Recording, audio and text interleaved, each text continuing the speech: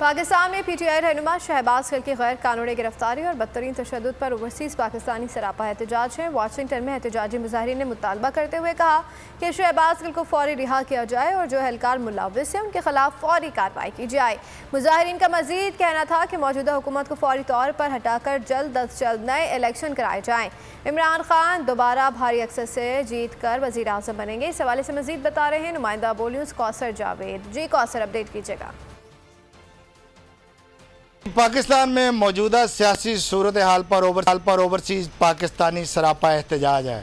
आइए ओवरसीज़ पाकिस्तानियों से बात करते हैं कि मौजूदा आज के जलसे पे और मौजूदा सियासी सूरत हाल पे पाकिस्तान के बारे में वो क्या सोचते हैं और क्या एहतजाज करते हैं वो। जी अस्सलाम वालेकुम जी, इय्याका नअबुदु व इय्याका नस्तईन।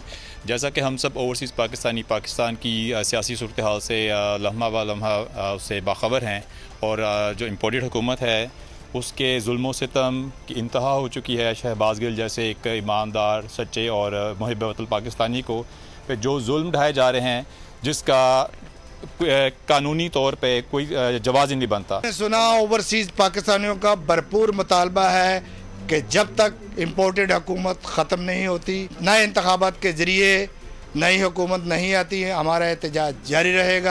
मैं हूँ जैस्मीन मंजूर और आप मुझे देखेंगे सिर्फ बोल पर।